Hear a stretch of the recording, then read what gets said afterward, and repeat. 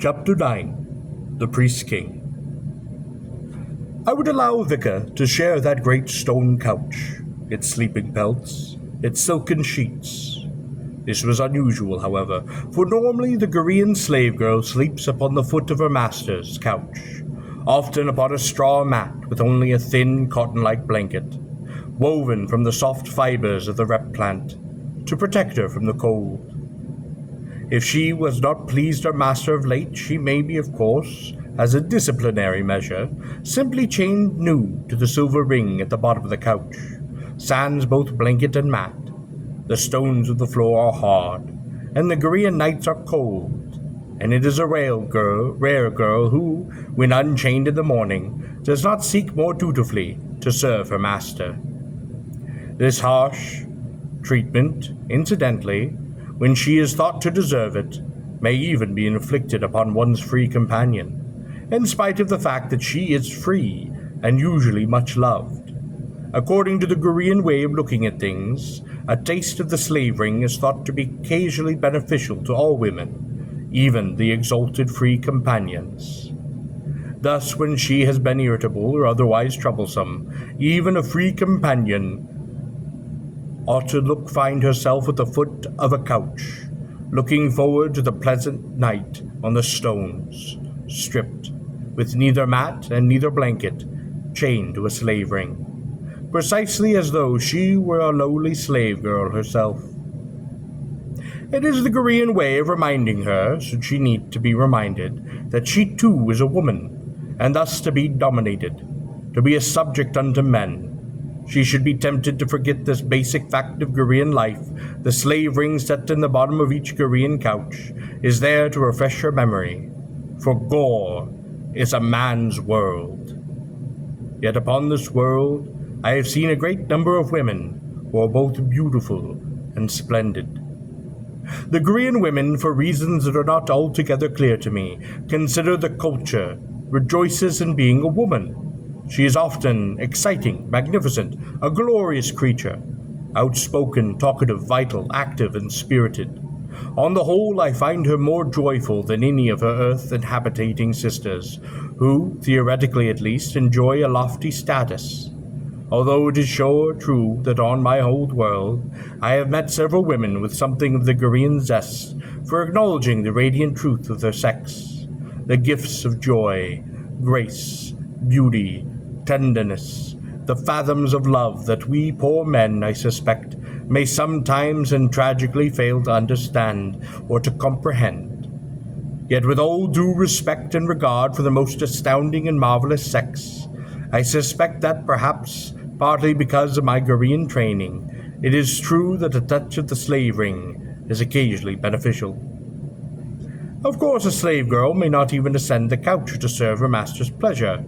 The point of these restrictions, I suppose, is to draw a distinct line between her status and that of a free companion. At any rate, the dignitaries of the couch are by custom reserved for the free companion.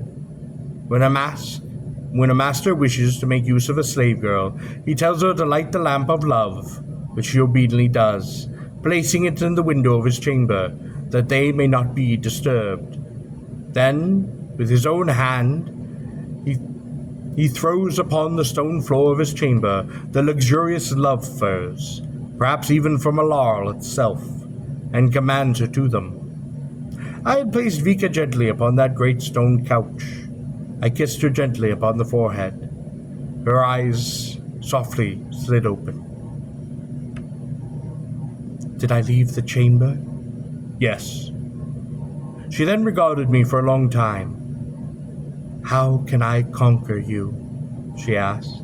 For I love you, Tall Cabot. You are only grateful. No, I love you.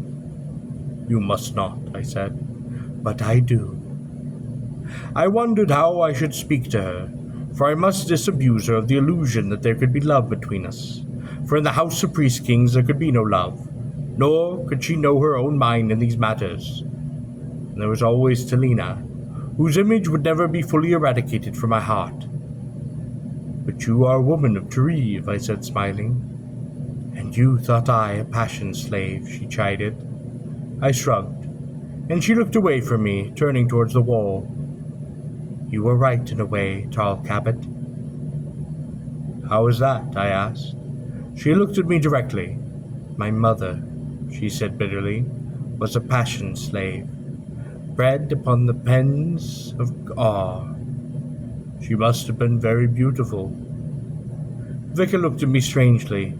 Yes, I suppose she was. Do you not remember her? No, for she died when I was very young. I am sorry, I said. It does not matter, said Vicar, for she was only an animal, bred in the pens of Ar. Do you despise her so? She was bred a slave, said Vicar. I said nothing. But my father, whose slave she was, and who was of the caste of physicians of Tareve, loved her much, and asked her to be his free companion. Vicar then laughed softly. For 3 years she refused him. Why? Because she loved him. She did not wish him to take for his free companion only a lowly passion slave. She was a very deep and noble woman, I said. Vicar made a pattern of disgust. She was a fool. How often would a bred slave have a chance of freedom? Seldom indeed. But in the end, said Vicar, fearing he would slay himself, she consented to become his free companion. Vicar regarded me closely. Her eyes met mine very directly. I was born free. You must understand, I was not bred a slave.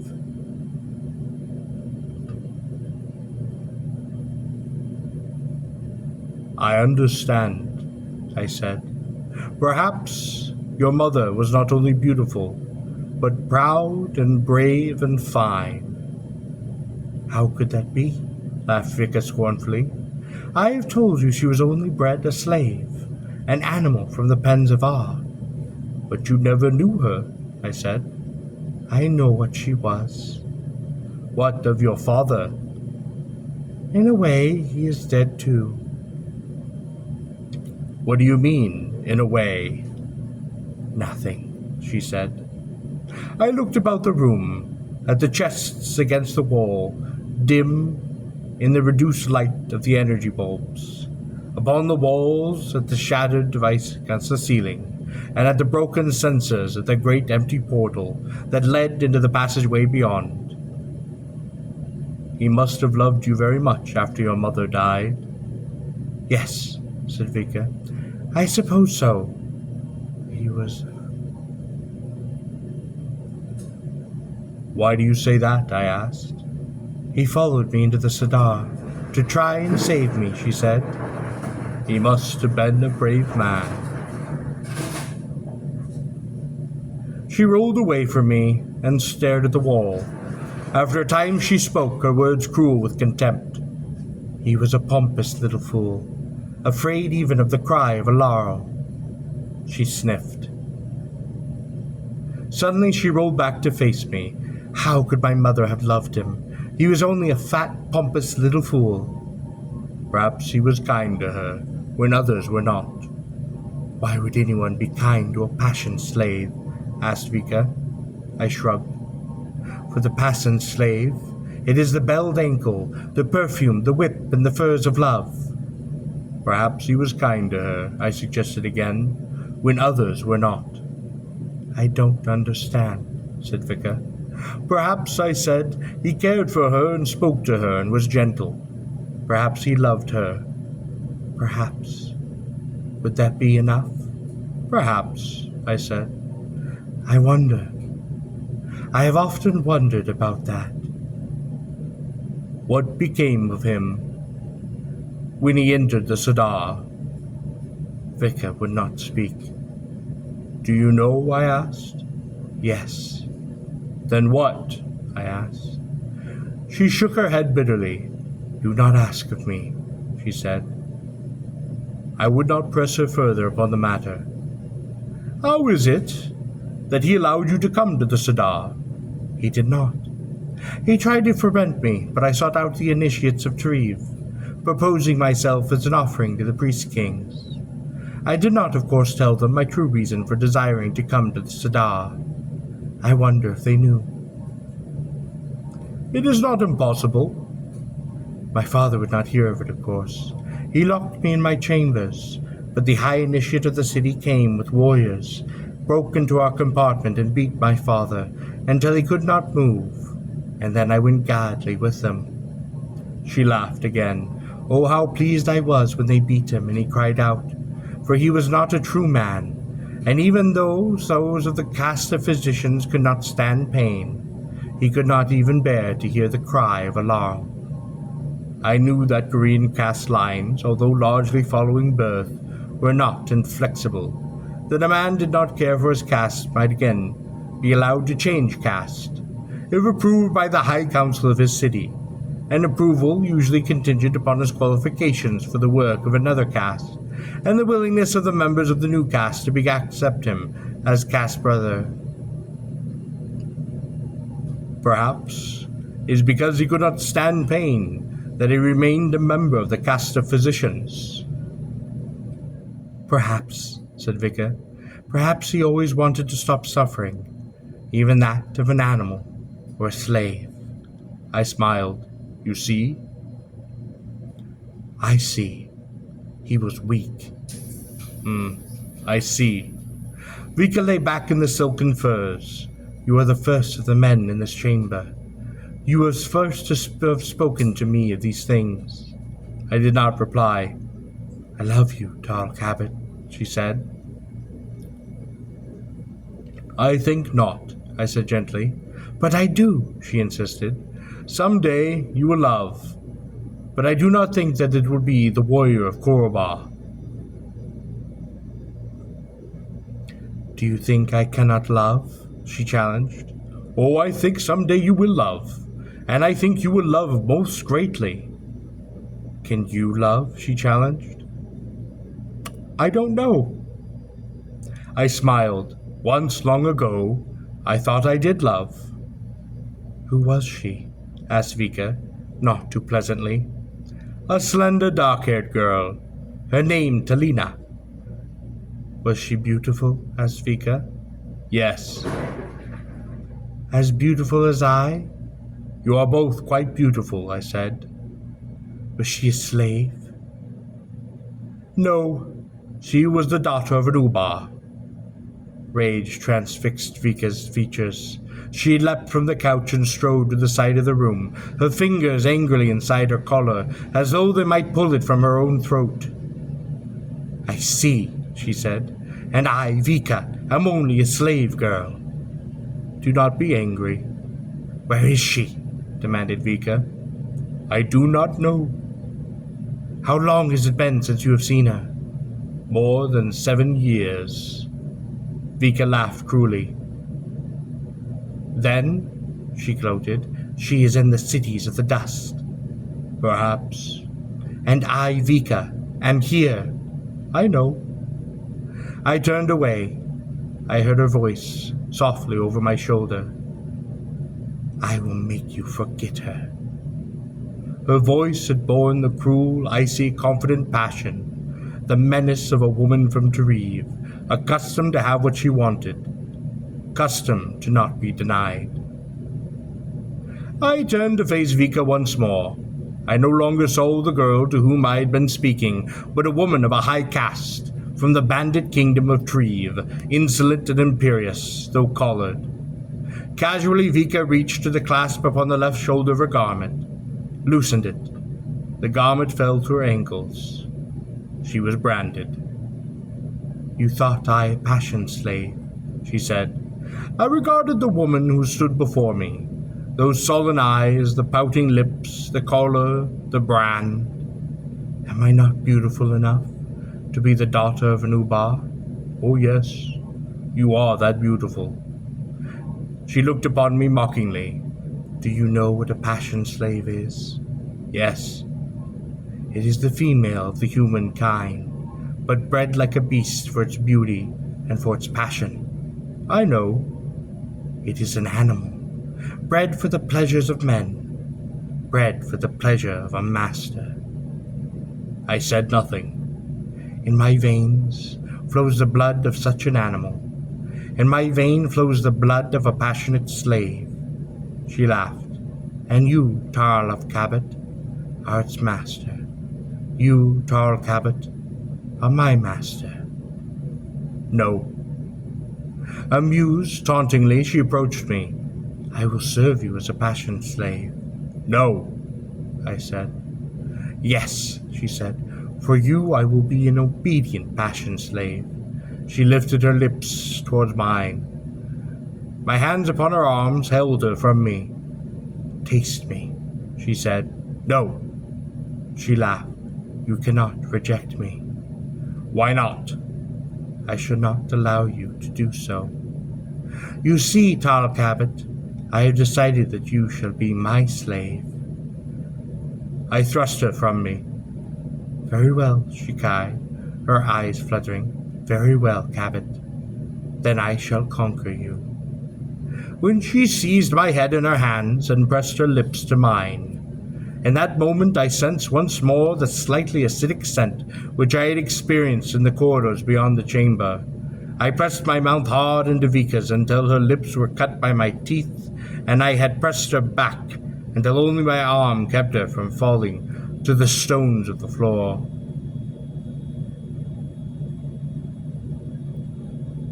I hurled her angrily, and from me to the straw slave mat which lay upon the foot of the stone couch. Now it seemed to me that I understood, but they had come too soon. She had not had a chance to do her work. It might go hard with her, but I was not concerned. Still, I did not turn to that giant portal. The scent was now quite strong. Vika now crouched terrified upon the slave mat at the foot of the couch, in the very shadow of the slave ring. What is the matter? She asked. What is wrong? So you were to conquer me for them, were you? I don't understand. You are a poor tool for priest-kings. No. How many men have you conquered for the priest-kings, I asked. I seized her by the hair and twisted her head to face me. How many? Please, she wept. I found myself tempted to break her head against the foot of the stone couch, for she was worthless, treacherous, seductive, cruel, vicious, worthy only of the collar, irons, and the whips. She shook her head numbly, as though denying the charges I had not yet voiced. You don't understand. I love you. With loathing I cast her from me, yet still did I not turn to face the portal. Vika lay at my feet, a streak of blood at the corner of those lips that bore still the marks of my fierce kiss. She looked up at me, tears welling from her eyes. Please. The scent was strong. I knew it was near. How was it the girl was not aware of it? How was it that she did not know? Was it not part of her plan? Please, she said, looking up at me, lifting her hands to me. Her face was tear-stained, her voice a broken sob. I love you. Silence, slave. She lowered her head to the stones, and she wept. I knew now it was here.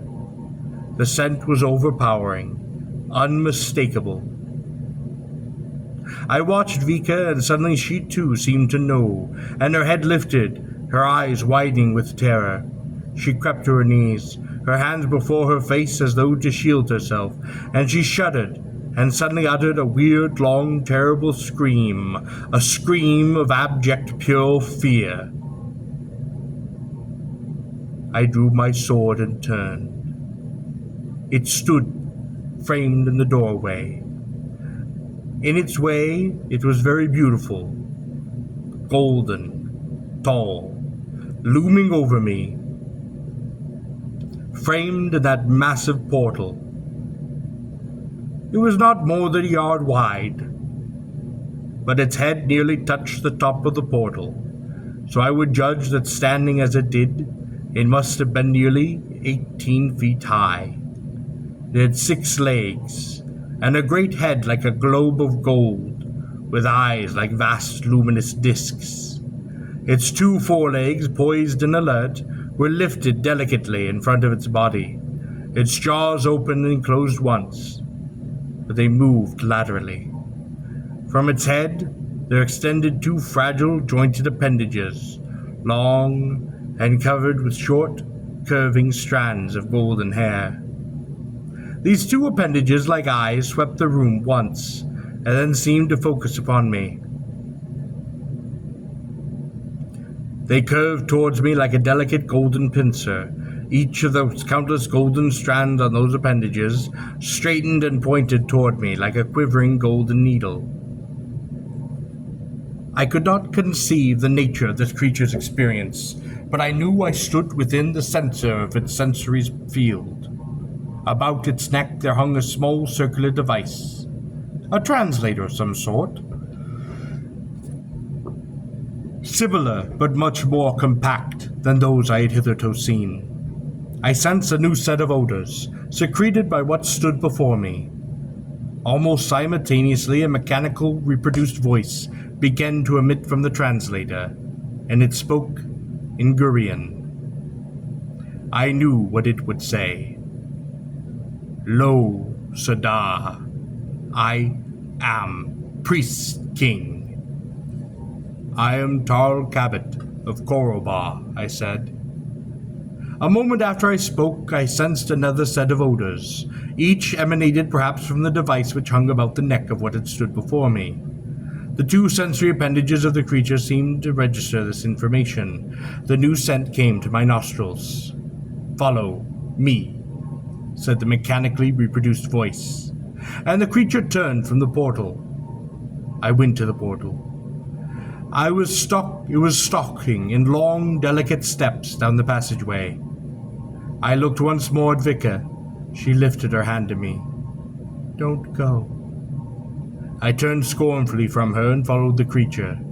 Behind me, I heard her weep. Let her weep, I said to myself, for she has failed in her masters, the PriestKing, and undoubtedly her punishment will not be light. Had I the time, had I not more urgent business, I might have punished her myself, teaching her without mercy what could be the meaning of her collar, using her as objectively and ruthlessly as she deserved, brutally administering the disciplines of her Korean master to a treacherous slave girl. We would see then who would be conquered. I shook these thoughts from my head, and I continued down the passageway. I must forget the treacherous, vicious wench. There were more important matters now to attend to, and the slave girl was nothing. I now hated Vika, and I followed a PriestKing.